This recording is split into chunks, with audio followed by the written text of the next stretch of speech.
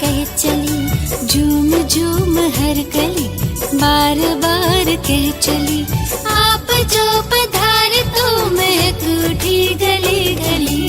झूम झूम हर गली बार बार कह चली, झूम झूम हर गली बार बार कह चली।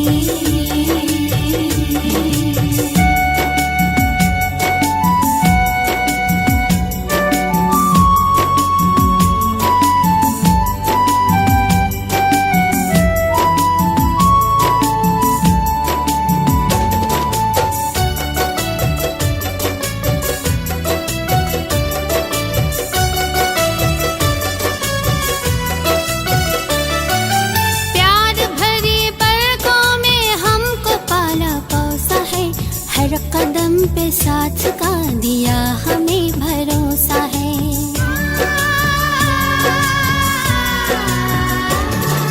प्यार भरे पलकों में हमको पाला पोसा है, हर कदम पे साथ का दिया हमें भरोसा है। खुशनुमा है जिंदगी राह जैसे मखमली, आप जो पधारे तो महक उठी गली गली। झूम झूम हर गली बार बार कह चली, झूम झूम हर गली बार बार कह चली।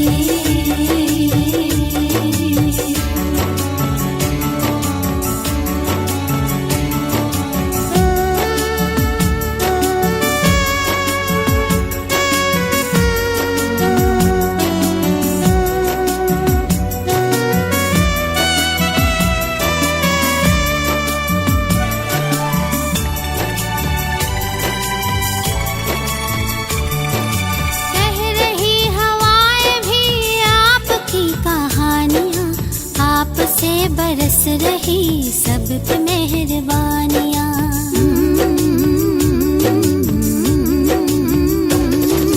कह रही हवाएं भी आपकी कहानियाँ, आप से बरस रही सब पे मेहरबानियाँ। मीठे बोल बोलते हैं जैसे मिस्र की डली, आप जो पधारे तो महक उठी गली गली। झूम झूम हर गली बार बार कह चली, झूम झूम हर गली बार बार कह चली।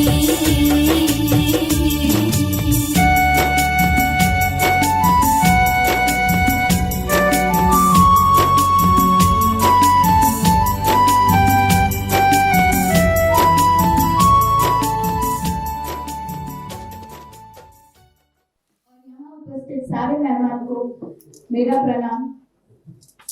वैसे तो हमारा नया साल शुरू हो चुका है, लेकिन मैं ये मानती हूँ कि आज हमारा नया साल शुरू होगा, क्योंकि आज की सुबह हमारे लिए बहुत ही इम्पोर्टेंट सुबह साबित होगी, क्योंकि आज हमारे सोचने के तरीके में बहुत ज्यादा फर्क आने वाला है। हम जिस तरीके से हमारी जिंदगी जी रहे हैं उसमें बहुत ज्यादा फर्क आने वाला है।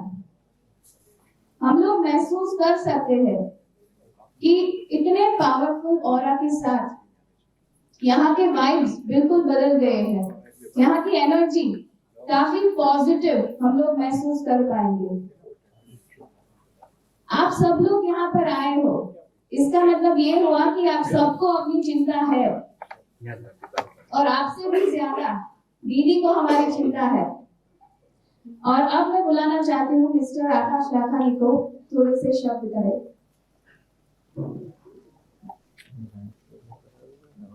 ओम शांति। आज ना महासम्मेलन स्वागत प्रवचन करते जवाबदारी सौंपा हमारी है।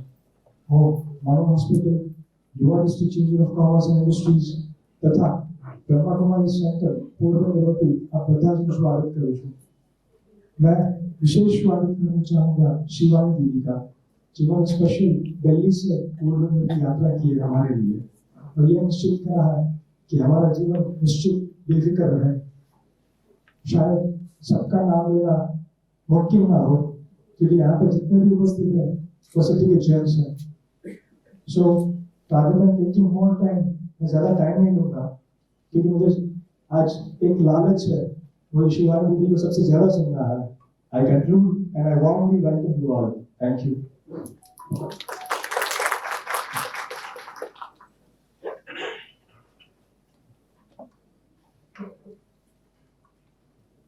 Now I would like to welcome few guests to do flowery welcome. I would like to invite DIG Varghese and Commander Tyagi to please come forward and offer bouquet.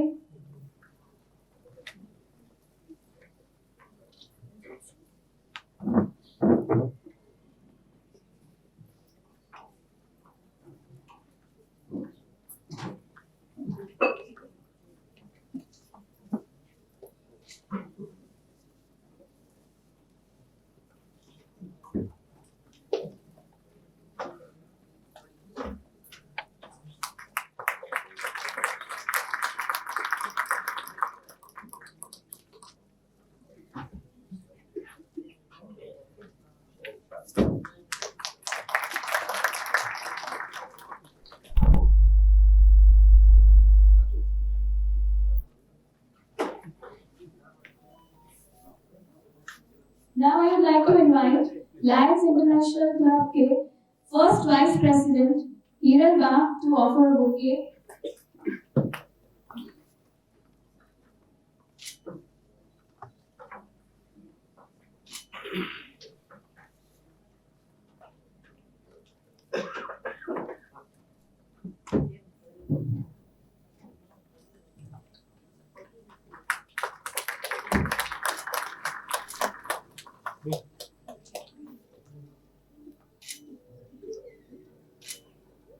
Now I would like to welcome Senior Vice President Nirma Industries, Mr. and Mrs. KK Khan.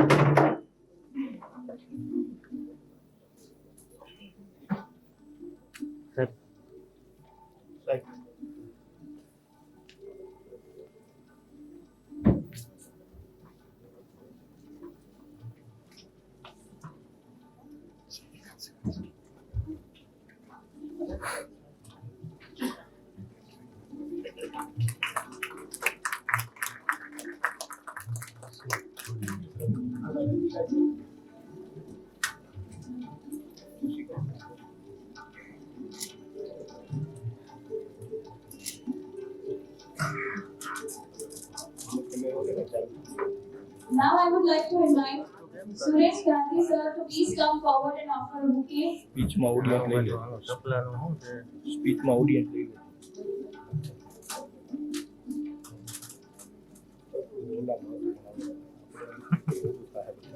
હવે અત્યારે add કરી દીધું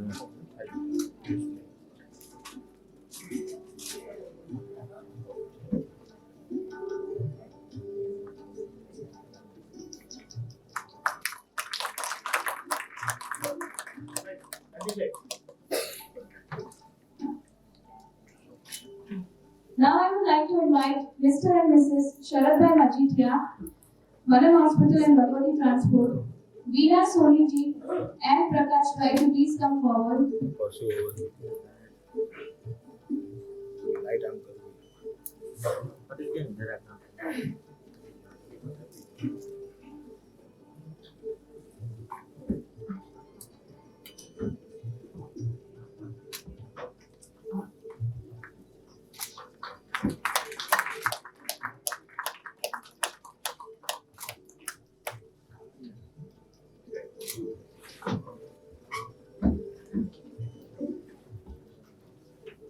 Now I would like to invite VG Patolia sir, Nirma Industries to please come forward.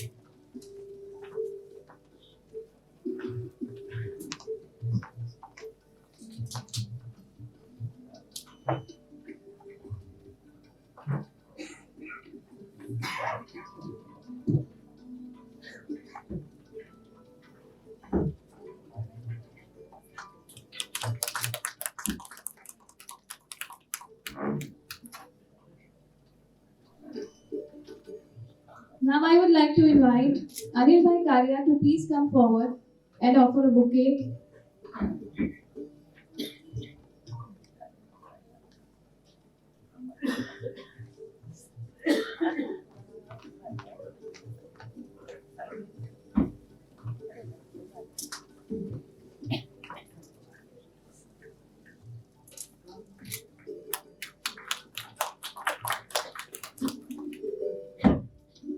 Now I would like to invite Mayor Superintendent Hemal ji to please come forward. Vimal ji.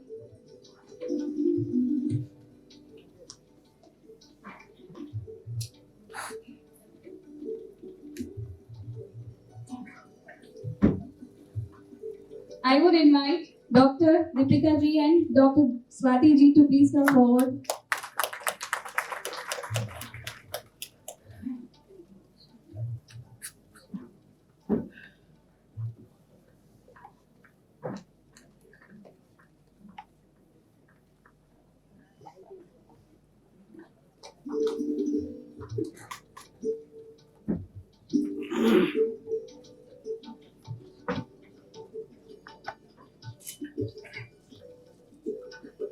Now I would like to invite BK Geeta Didi to please come forward.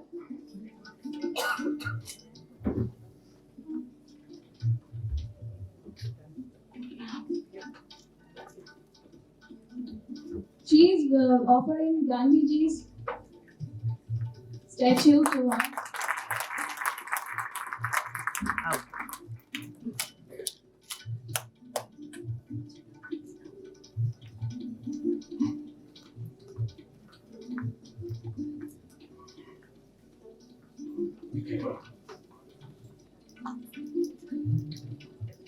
Now I would like to invite Dr. Paras Majitya to please welcome BK Geeta Didi, BK Neha Didi.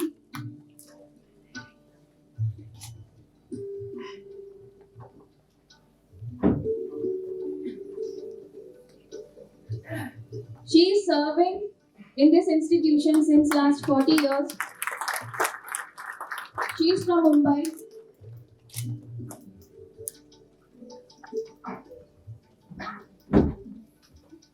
वैसे तो BK Shivani दीदी का परिचय हम सब लोग जानते हैं, वो किसी भी परिचय के मोहताज नहीं है, लेकिन फिर भी आज नेहा दीदी थोड़े से शब्द उनके बारे में कहेंगे।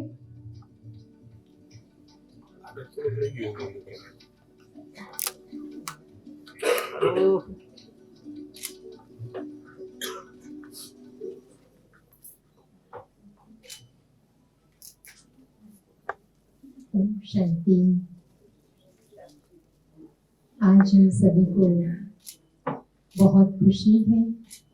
हमारे लिए एक अनोखा सुअवसर है कि हम सबके बीच में हमारे आदरणीय शिवानी बहन जी पधारे हैं, जो कि अपनी प्रैक्टिकल जीवन के द्वारा अपने सुंदर विचार एवं अपने चरित्र के द्वारा परमात्मा पिता के इस श्रेष्ठ ज्ञान को पूरे विश्व में फैलाने के निमित्त बने हैं। आज अनेक लोगों के जीवन इस सुंदर ज्ञान जो आपसे टीवी के माध्यम के द्वारा जन जन तक पहुंच रहा है, उनसे अनेक लोगों ने अपने जीवन को सुख शांति में बनाया है। तो हम ऐसी महान हस्ती का दिल से यहाँ पर अभिनंदन करते हैं, स्वागत करते हैं।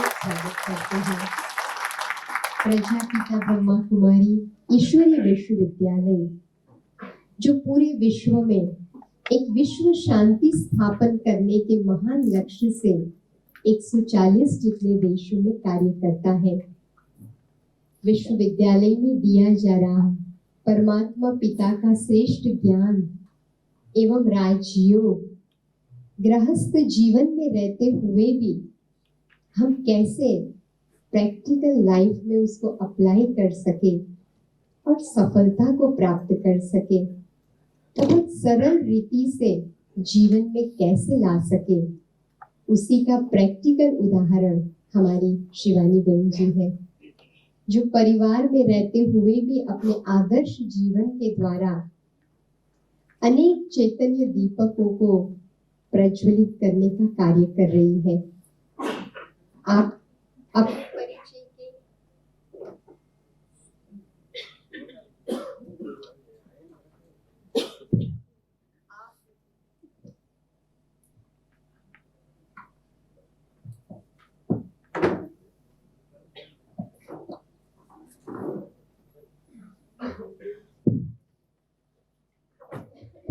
आप अपने परिचय के मोहताज तो नहीं है, लेकिन फिर भी संक्षिप्त में बताऊं कि आपने पुणे यूनिवर्सिटी से इलेक्ट्रॉनिक इंजीनियरिंग में गोल्ड मेडलिस्ट आप रहे हैं।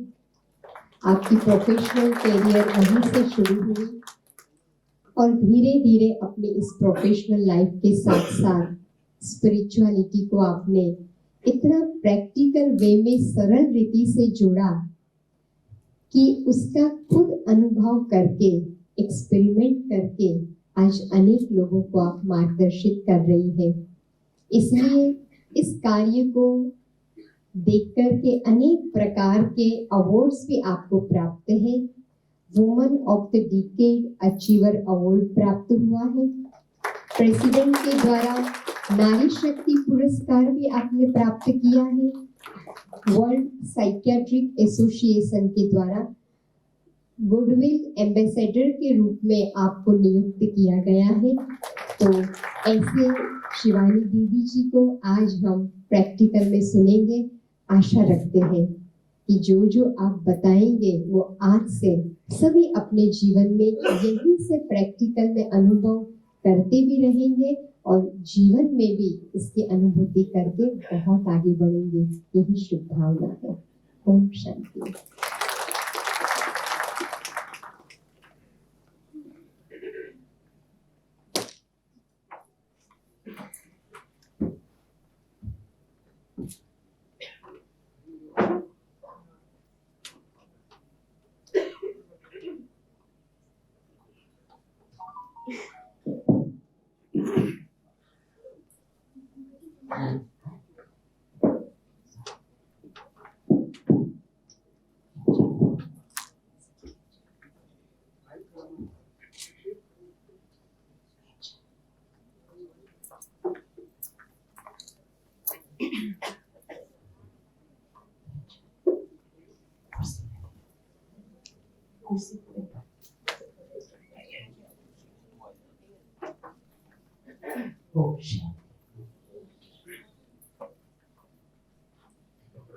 बेफिक्र जीवन जिसमें कोई चिंता नहीं, कोई फिक्र ही नहीं। क्या ये संभव है? क्या ये संभव है? क्या ये संभव है? क्या हुआ? है या नहीं है? है संभव? है नहीं है? हाँ जी, आप है तो है, नहीं तो अकेले है तो नहीं है।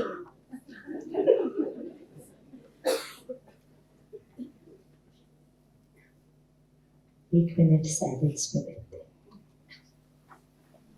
और सिर्फ अपने जीवन को चेक करें। ध्यान कहीं और नहीं, सिर्फ अपने जीवन को चेक करें कि मेरे जीवन में चिंता, परेशानी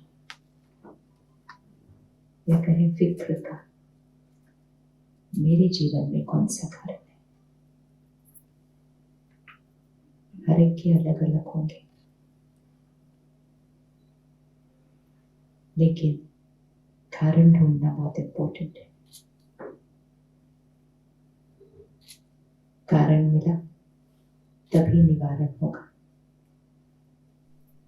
तो कारण को चेक करें। परिवार में, कार्य क्षेत्र में, सेवा के क्षेत्र में कौन सी ऐसी बातें हैं जिसकी वजह से मन पर चिंता होती है। स्पेसिफिक रीजन ढूंढना है। चिंता कौन सी बात की होती है?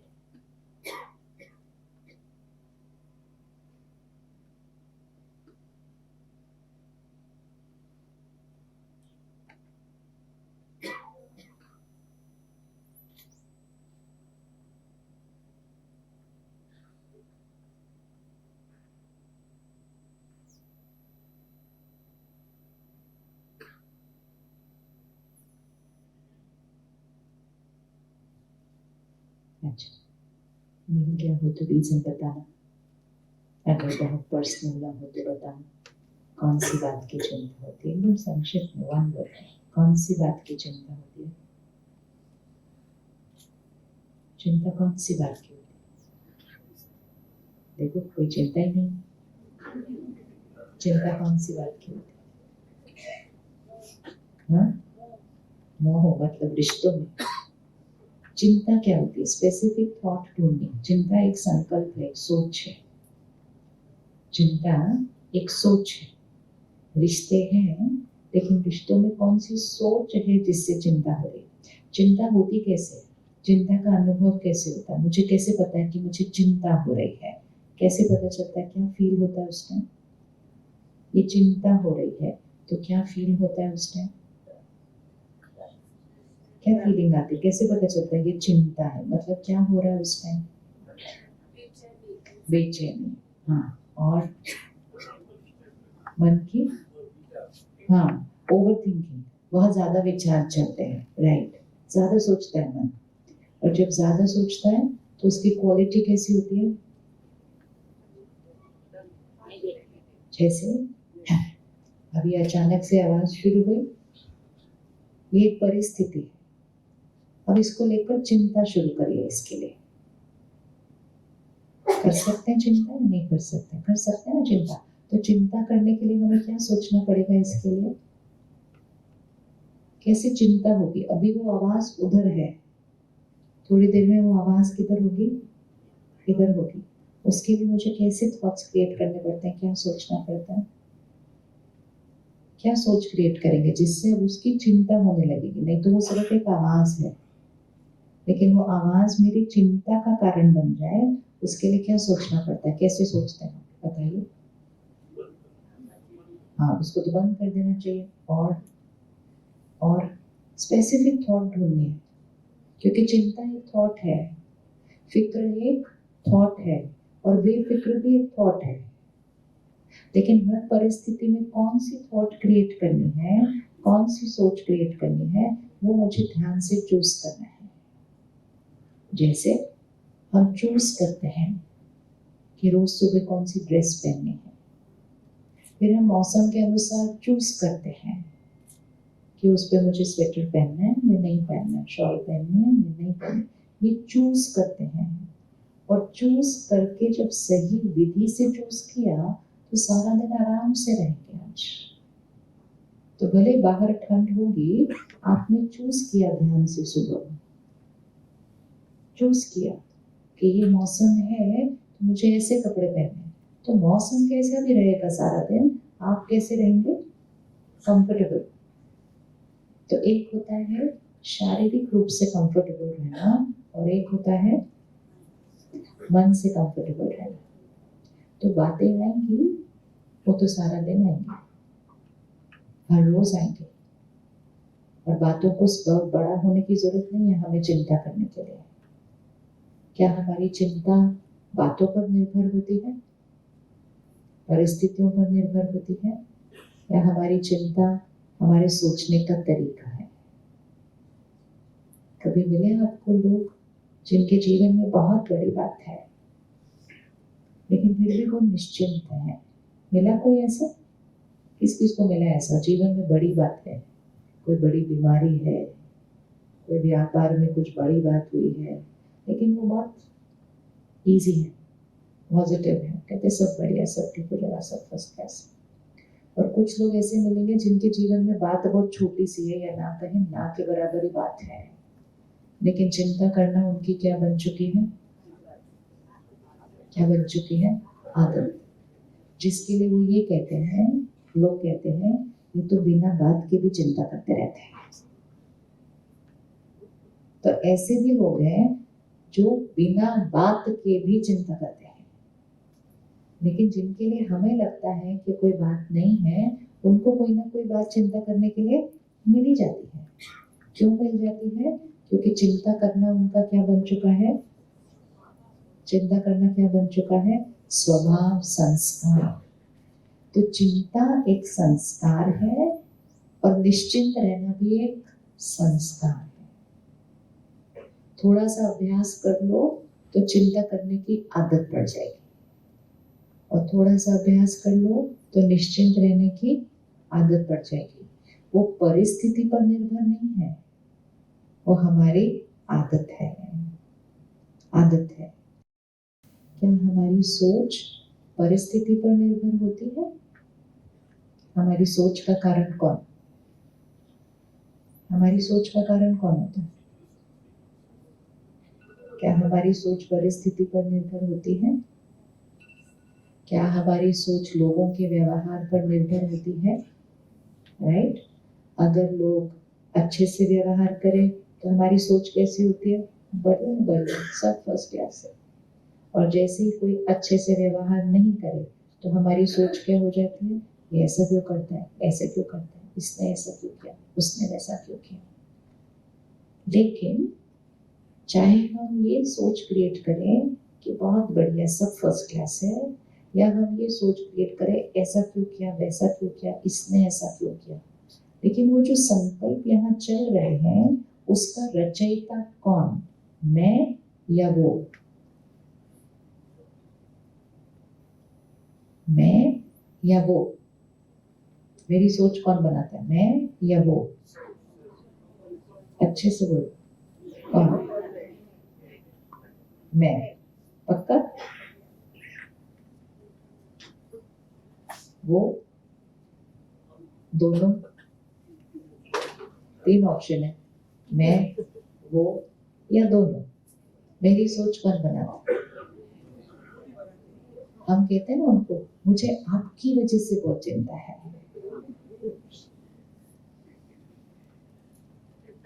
तुम ठीक से पढ़ लो तो मैं निश्चिंत हो जाऊं, लेकिन तुम ठीक से नहीं पढ़ते इसलिए तुम्हारी वजह से मुझे चिंता है। तुम बाहर जाते हो, देर से आते हो, फोन नहीं करते इसलिए तुम्हारी वजह से मुझे चिंता है।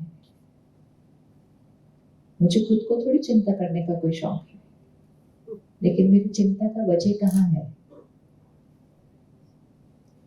मेरी चिंता का वजह भले बाहर हो ऐसा हमें लगे, लेकिन इम्पोर्टेंट है सबसे पहले ये ढूंढना कि यहाँ जो चलता है वो बना रहे हैं या हम बना रहे हैं।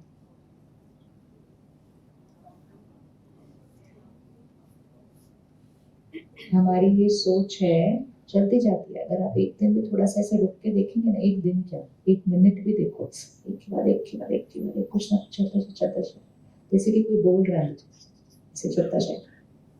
अब वो क्या बोलता है और किस गति पे बोलता है? जब उसका बोलना पॉजिटिव होता है तो गति भी क्या हो जाती है? धीमी हो जाती है। जैसे जब लोग भी बोलते हैं, अगर नेगेटिव बोलते हैं ना तो बहुत ज्यादा बोलते हैं, और जब अच्छा बोल रहे हैं तो ऑटोमेटिकली गति क्या हो जाएगी? धीमी हो जाएगी। किसी को बोलो उनकी विशेषता सुनाओ तो बहुत धीमा सुनाएंगे। हाँ, वो बहुत अच्छे हैं, वो बहुत अच्छा काम करते हैं, वो सेवा भी बहुत करते हैं, बहुत धीमे से धीरे सुनाएंगे। अब किसी को बोलो उनकी कमजोरी सुनाओ, अरे आपको क्या पता उसने ये किया, वो क्या, वो ऐसे भी करता है, वैसे भी करता है, पूरा चेंज हो जाएगा। चेंज होगा या नहीं होगा? तो 2 चीजों का कनेक्शन है, क्वालिटी और क्वांटिटी। संकल्पों की जैसी क्वालिटी होगी वैसे ही उसकी क्वांटिटी होगी। तो जब हम कहते हैं कि मेरा मन बहुत ज्यादा सोचता है, जिसको हम कहते हैं ओवर थिंकिंग, चलता ही रहता है, इसका मतलब क्वालिटी थोड़ी सी अच्छी नहीं है। हम क्वांटिटी को कम नहीं कर सकते, कि मैं सोचना कम कर दूं। भैया जी रख देते हैं उसको। हाँ। देखो कितने प्यार से उसने कहना माना, लेकिन सारे ऐसे नहीं मानते। हमें ऐसी जीवन चाहिए, एक हम बोले सामने वाला हमारा कहना मानते हैं आराम से, है ना? लेकिन सारा दिन में ऐसे होने वाला नहीं है। लेकिन एक ही है जो हमारा कहना मान सकता है हमेशा। हम चाहते हैं दूसरों का मन हमारा कहना माने। चाहते हैं कि नहीं चाहते कि दूसरों का मन हमारा कहना माने? लेकिन हमारा खुद का मन हमारा कहना माने? हमारा खुद का मन हमारा कहना माने, उस पर हम पुरुषार्थ नहीं करते हैं। हम कहते हैं मन तो मेरे कंट्रोल में है ही नहीं, लेकिन दूसरों का मन मेरे कंट्रोल में रहना चाहिए। मैं बोलूँ करो तो करो, मैं बोलूँ रुको तो रुको, मैं बोलूँ उठो तो उठो, मैं बोलूँ बैठो तो बैठो। दूसरों का मन मेरे कंट्रोल में चलना चाहिए, लेकिन मेरा खुद का मन वो टोटली मेरे कंट्रोल से क्या होता जा रहा है? बाहर। क्यों? क्योंकि दूसरों के ऊपर हमने पुरुषार्थ किया, खुद के ऊपर किया ही नहीं। तो किसी चीज पर पुरुषार्थ नहीं करेंगे तो वो चीज अपने आप आउट ऑफ कंट्रोल होती जाएगी। किसी बच्चे को डिसिप्लिन करेंगे तो वो बच्चा बहुत आज्ञाकारी बन जाएगा, और बच्चे को डिसिप्लिन नहीं करेंगे तो वो उछल कूद भागना, चीजें तोड़ना, फेंकना करता रहेगा। तो जब बच्चा ऐसे करता है तो लोग ये नहीं कहते ये बच्चा ऐसा क्यों है, कहते माँ बाप ने कुछ सिखाया क्यों नहीं। कहेंगे ना कि माँ बाप ने डिसिप्लिन नहीं किया। इसी तरह जब ये मन उछल कूद करता रहता है, कभी इधर भागता है, कभी उधर भागता है, कभी इसके बारे में सोचता है, कभी उसके बारे में सोचता है, तो इसको डिसिप्लिन किसने करना है? इस मन को डिसिप्लिन किसने करना है? मैंने करना है। लेकिन हम उसकी तरफ ध्यान नहीं देते, और जिसको डिसिप्लिन करने की तरफ ध्यान नहीं देंगे उसका उछल कूद तो क्या होता जाएगा? क्या होता जाएगा? और ज्यादा बढ़ता जाएगा। तो सबसे पहले एकदम साक्षी होकर कोई बात आती है और यहाँ एक सोच चलती है, वो सोच मैंने क्रिएट की या उस बात ने क्रिएट की? किसने बनाई है वो सोच? मैं या वो? हमेशा के लिए पक्का करना है, मैं या वो? अच्छे से बोलो, पक्का? पक्का? उन्होंने नहीं गुस्सा दिलाया? गुस्सा हम खुद करते हैं या वो दिलाते हैं? हम खुद करते हैं, तो कभी भी नहीं कहेंगे उनकी वजह से। ये फर्स्ट चीज है जो खत्म करनी है, जिससे यहाँ की शक्ति क्या हो जाए। जब हम कहते हैं ना ज्यादा सोचता है, अच्छा नहीं सोचता, वो साइन है कि यहाँ की शक्ति क्या हुई हुई है, थोड़ी सी कम। जैसे अगर शरीर की शक्ति कम हो तो थोड़ा ज्यादा चलेंगे तो दर्द होगा, सीढ़ी चढ़ लेंगे तो सांस फूलेगी, थोड़ा सा मौसम बदलेगा तो सर्दी जुकाम हो जाएगी। तो वो मौसम की गलती नहीं है, वो सीढ़ियों की भी गलती नहीं है। ऊपर चढ़ रहे होते हैं, हाँफ रहे होते हैं, कहते सीढ़ी कितनी बड़ी है, इतनी बड़ी बड़ी क्या सीढ़ियां बनाई है, छोटी छोटी सीढ़ी बनानी चाहिए थी। तो एग्जाम किस पर डाला? एग्जाम किस पर डाला? सीढ़ी। ये मौसम देखो, बिना बात के इतनी ज्यादा ठंड हो गई है। अपनी गलती नहीं कि मेरा इम्यूनिटी सिस्टम कम है तो इसलिए मुझे खांसी जुकाम हो रही है। मौसम ठीक नहीं है, सीढ़ी ठीक नहीं है, सड़क ठीक नहीं है, शरीर ठीक नहीं, मैं तो परफेक्ट हूँ। तो हमेशा ब्लेम किस पर डाला? और किसी और पर ब्लेम डालते डालते डालते डालते अपनी शक्ति को क्या करते गए। इसी तरह यहाँ की शक्ति, जब यहाँ की शक्ति घटी हुई होती है तो चिंता करना बहुत सहज है, बहुत नेचुरल है। क्योंकि जब शक्ति घटी होगी तो नेगेटिव थॉट बहुत आसानी से आ जाएंगे। कोई लेट है, नहीं टाइम पे पहुंचा, तो बड़े प्यार से नेगेटिव सोचेंगे, पक्का कुछ ऐसे हुआ होगा, जरूर यहाँ कुछ हो गया होगा, जरूर कुछ होगा। सामने वाला होगा बोलेगा बाबा कुछ नहीं हुआ, अभी आ जाएंगे थोड़ी देर में। ये कैसे आ जाएंगे? आना होता तो अब तक आ गए होते, अभी तक।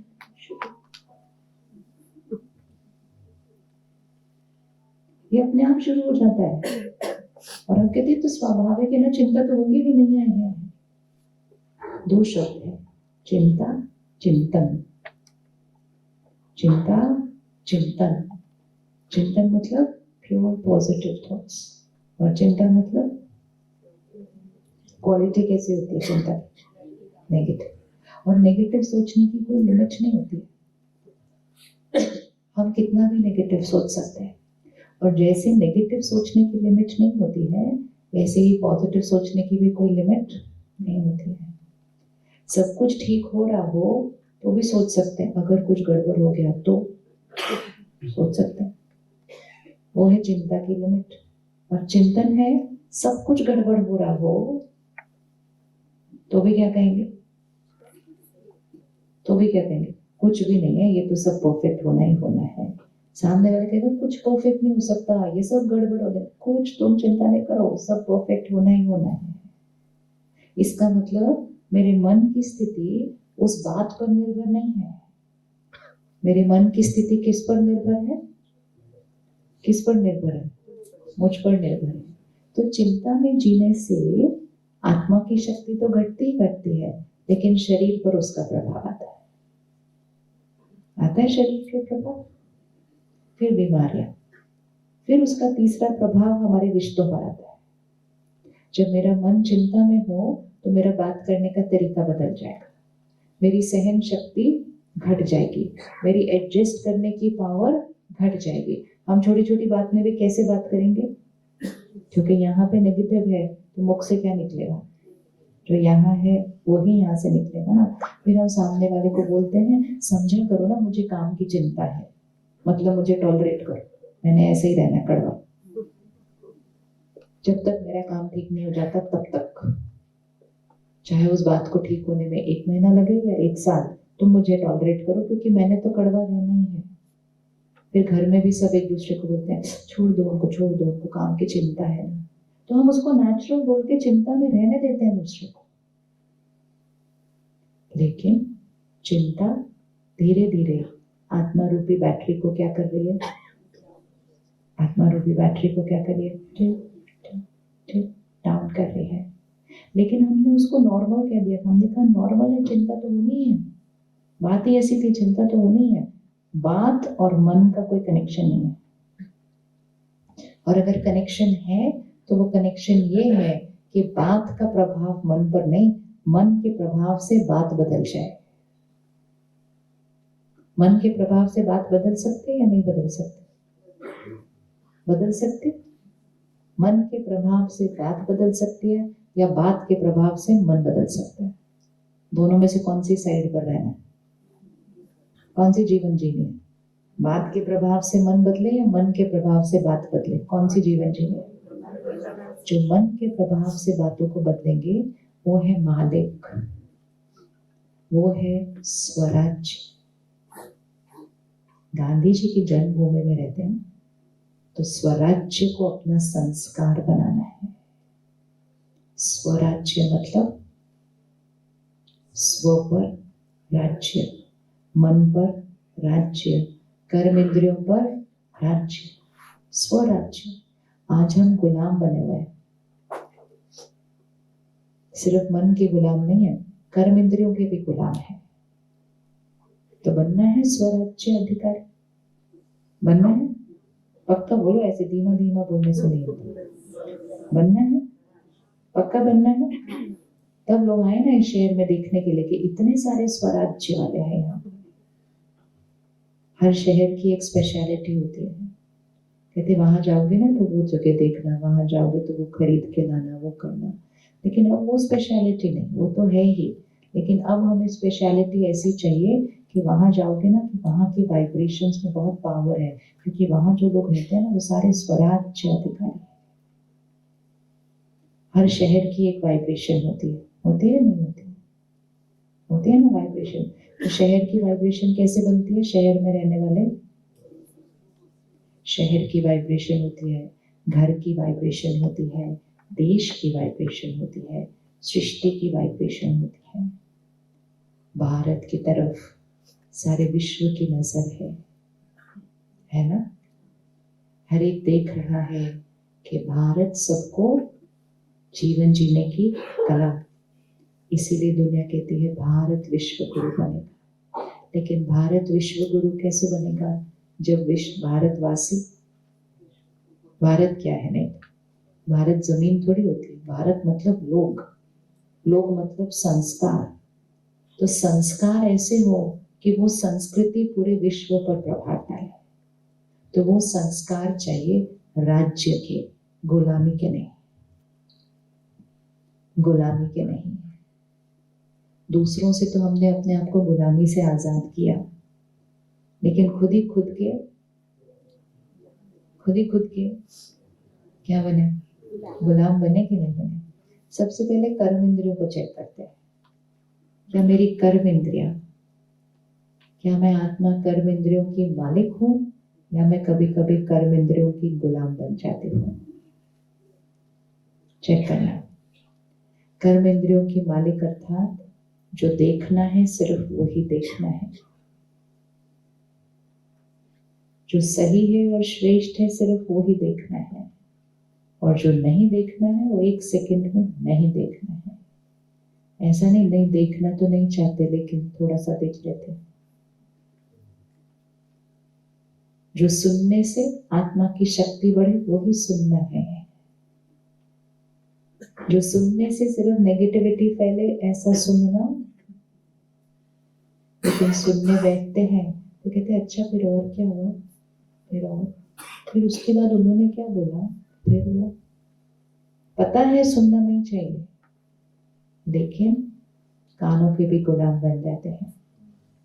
और मुख से तो कई बार ऐसी कुछ बातें निकल जाती हैं जिसके बाद अब कहते मेरा कहने का भाव तो नहीं था, लेकिन मेरे मुंह से मेरी बात निकल गई। अगर मुख से मेरी बात निकल गई अर्थात मैं इस मुख का भी क्या हूं? गुलाम। खाना नहीं चाहिए, लेकिन क्या करें, टेस्टी बहुत है। डॉक्टर ने बोला है ये नहीं खाना, लेकिन इसके बिना तो मेरा चलता नहीं है। तो गुलामी की भी परसेंटेज होती है, गुलामी की भी परसेंटेज होती है। कुछ लोगों को डॉक्टर कहते बस अब इसके बाद आप ये नहीं ले सकते, कहते छोड़ो ना डॉक्टर साहब, ऐसी जीवन कौन जिएगा, खाए पिए जाएंगे, ये क्या जीवन है, ये नहीं खाना वो नहीं खाना। वो भी गुलामी की एक परसेंटेज है। तो वो भी चेक करना मेरी गुलामी किस लेवल की। एक सेकेंड में मैंने डिसाइड किया ये नहीं खाना तो फुल स्टॉप, नहीं खत्म। या डिसाइड किया लेकिन फिर भी ओहो आज फिर से खा लिया, ओहो आज ये फिर से देख लिया, ओहो ऐसे नहीं बोलना चाहिए था फिर भी बोल दिया। तो जब तक कर्म इंद्रियों के मालिक नहीं बनते, मन के मालिक नहीं बन सकते। इसीलिए हमारे देश में हम समय प्रति समय व्रत करते हैं, क्योंकि व्रत क्या करता है, कर्म इंद्रियों के ऊपर कंट्रोल लाता है कि सब हमारे सामने खा रहे हैं और हम नहीं खा रहे हैं। लेकिन वो कंट्रोल तब आएगा जब मन से भी नहीं खा रहे।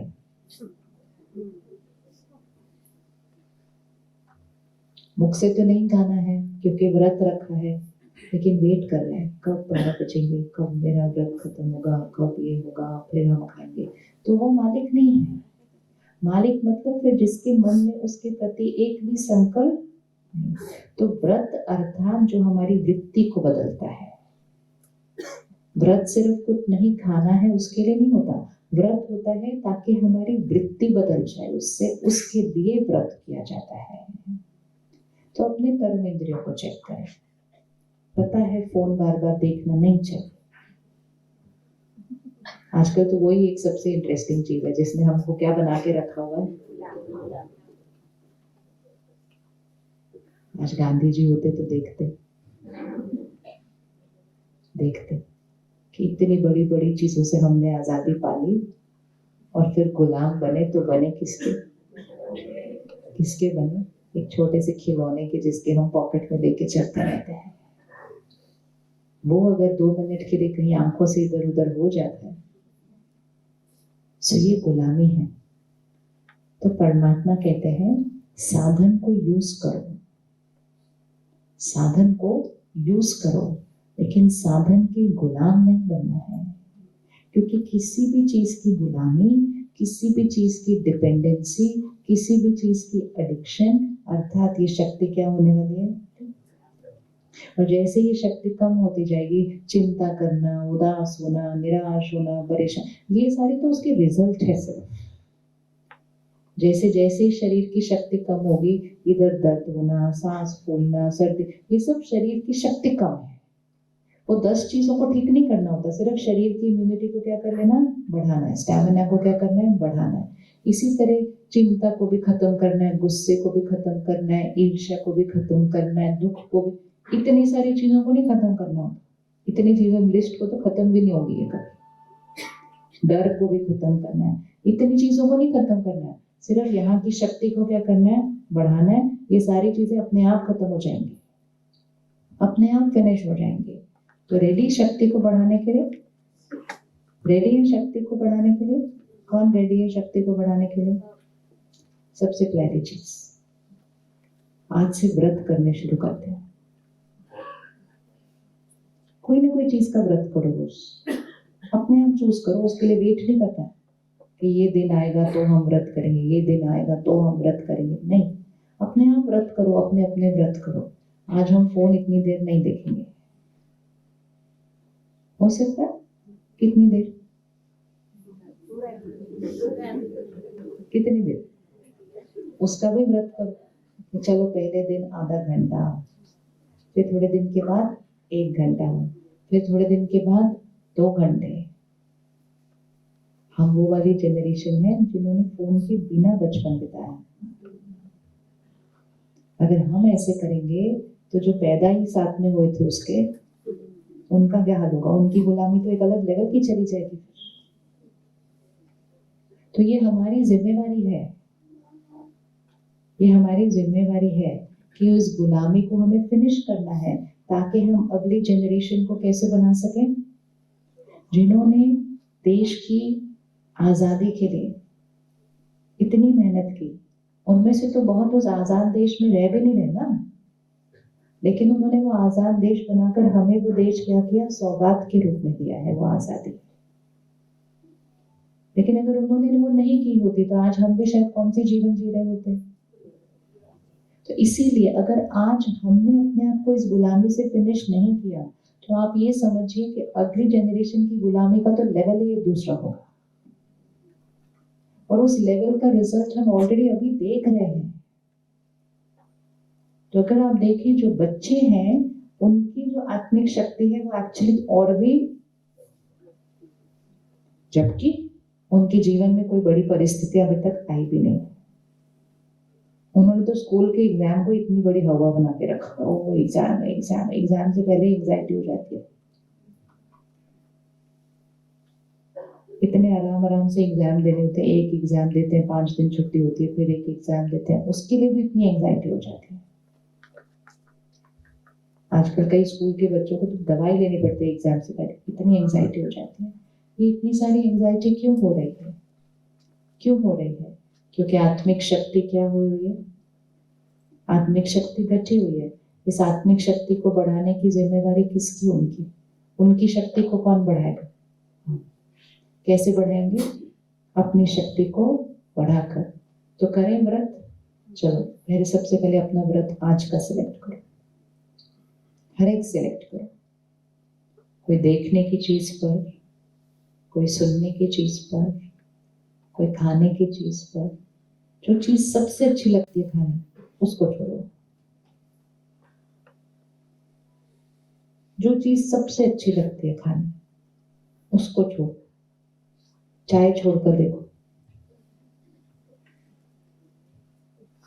इतनी गुलामी होती है कि जैसे ही उसको छोड़ते हैं ये दर्द होता है, ये होता है, वो होता है। तो दर्द तो होगा ही ना, गुलामी से छूटने में हमेशा दर्द तो होगा, तकलीफ तो होगी। लेकिन हम ये नहीं रियलाइज करते कि हम इतने गुलाम हो चुके हैं कि वो चीज छोड़ने से मुझे दर्द भी हो रहे हैं यहाँ पे इतना, मतलब वो चीज तो मेरे लिए हेल्दी हो ही नहीं सकती। जिस चीज को छोड़ने से दर्द हो रहा है, मतलब वो चीज मेरे ऊपर कुछ ना कुछ इफेक्ट डाल रही थी। तो ये है व्रत करना। ये व्रत करने से भी आत्मिक शक्ति क्या होती जाएगी?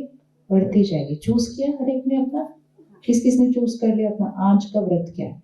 नहीं चूज किया तो हम वेट कर रहे हैं। चूज करना आज का व्रत क्या है। मौन रखना, हम 2 घंटे किसी से बात नहीं करेंगे। ये भी हमारे मुख पर क्या लेकर आता है? कंट्रोल। जब मुख पर संयम आएगा तो शब्दों पर संयम आ जाएगा, नहीं तो सारा दिन। फोन पर कितनी देर बात करना है? व्रत रखो। किसी का अगर फोन आ जाए तो उस बात को कितनी देर में पूरा करना है? काम कितनी देर का होता है? काम की बात कितनी देर की होती है? और कथा कहानी कितनी देर चलती है हमारे? तो परमात्मा कहते हैं कुछ लोगों को आदत पड़ जाती है कि बात कैसे करते हैं, लंबी बात करना नहीं, शक्ति घटेगी, और दूसरा कर रहा है तो सुनना नहीं, तो भी शक्ति घटेगी। रख देते हैं, आधे घंटे के बाद कहते बोलता ही जाता है, इतना बोल रहा था, इतना बोल रहा था। हाँ वो बोल रहा था, हम क्यों सुन रहे थे? हम क्यों सुन रहे थे? तो हम कहते हम कैसे बोले कि बस मुझे रखना है। क्यों नहीं बोल सकते? क्यों नहीं बोल सकते? दूसरों के संस्कारों की वजह से अपनी शक्ति गवाएंगे, अपनी शक्ति गवाएंगे, अपनी सेहत गवाएंगे। अगर आज आपका व्रत हो और सामने वाले ने बहुत अच्छे से खाना बनाया हो तो आप खा लेते हैं क्या? आप कहते हैं आज मेरा व्रत है, कहते हैं या नहीं कहते? फिर वो कहते हैं मैं सुबह से इतने प्यार से आपके लिए बना रहा हूँ। क्योंकि सॉरी जी, भले आप बना रहे हो लेकिन मेरा तो व्रत है ना बेटा आज। तो व्रत मतलब प्रतिज्ञा, मतलब प्रतिज्ञा। तो फोन पर अगर काम 1 मिनट का है तो हमें कितनी देर बात करनी चाहिए? काम तो 1 ही मिनट का होता है। अच्छा ये वो कहते हैं हाँ ये अच्छा, ठीक है ठीक है हो गया। कितनी देर बात करनी चाहिए? उसके बाद फिर पता है आपको ये, फिर आपको पता है फिर उनके घर में ये, फिर उसका ये, फिर चलो सबका घर का हो गया, फिर देश में पता है ये, फिर सामने वाले को भी पता है, हमें भी पता है। बार बार क्यों वो बातें रिपीट करते हैं? चलो देश का डिस्कस कर लिया तो फिर दुनिया में ये, फिर दुनिया में डिस्कस कर ली तो दूसरे प्लैनेट पर ये। कितना वेस्टेज ऑफ एनर्जी, इतना वेस्टेज ऑफ एनर्जी है। हम वही बातें रिपीट कर रहे हैं जो दोनों को पता है। पता है क्या हुआ, हाँ पता है ऐसे हुआ था, फिर वो दोनों को पता है वो बात, कुछ नया नहीं, लेकिन जस्ट बात करना। तो इंफॉर्मेशन इकट्ठी करना, दूसरों को सुनाना, रिपीटेडली वो बात करना। आत्मिक शक्ति क्या हो रही है? घट रही है। मन पर भी कंट्रोल जा रहा है, वाणी पर भी कंट्रोल जा रहा है। कर सकते हैं फोन कॉल को थोड़ा सा ऐसे, और हर फोन कॉल जब पूरी हो ना तो चेक करना इस फोन की कॉन्वर्सेशन में मुझे आत्मा की शक्ति बढ़ी या घटी। तो शब्द वैसे होने चाहिए, बातें वैसी होनी चाहिए जिसके बाद आत्मा की शक्ति क्या हो? बढ़े। इसका मतलब किसी के भी बारे में कोई नेगेटिव बात फोन पे नहीं करनी। अपने फोन की जो एक स्क्रीन होती है ना, ऊपर एक कुछ ना कुछ तो लिखा होता है। अपनी फोटो डालने का कोई फायदा नहीं है, कोई काम की चीज लगाते हैं उसके ऊपर। उसके ऊपर एक अच्छा सा पोस्टर बनाओ और उस पर लिखो कम बोलो, धीरे बोलो, मीठा बोलो। हर बार जब फोन उठे तो पहले वो पढ़ लेना, कम बोलो। बताइए क्या बोलेंगे? कम बोलो और धीरे बोलो और मीठा बोलो। हर बार एक बार वो पढ़ लिया ना फोन उठाने से पहले, अपने आप हो जाएगा। इतनी छोटी सी चीज भी आपको कुछ ही दिनों में लगेगा आपके पास सडनली बहुत एनर्जी है। हमें एनर्जी बढ़ाने के लिए कुछ ज्यादा करना नहीं है, हमें एनर्जी की वेस्टेज को रोकना है। एनर्जी की वेस्टेज को रोकना है। इसलिए रोज मौन रखना चाहिए थोड़ी देर। कर सकते हैं मौन? कर सकते हैं ना मौन? सुबह का समय कितना अच्छा होता है मौन रखने का। लेकिन मौन मतलब ये नहीं कि मुख से मौन रखा और फोन देख रहे, दैट इज नॉट मौन। मौन मतलब मन का भी मौन हो जाएगा धीरे धीरे, क्योंकि जैसे यहाँ से मौन हुआ तो यहाँ की गति, तो जैसे फिक्स करें कि सुबह 2 घंटे मेरा मुख का मौन है, मैंने बात नहीं करनी तो नहीं करनी। इशारों से काम हो जाते हैं सारे, इशारों से काम हो जाते हैं।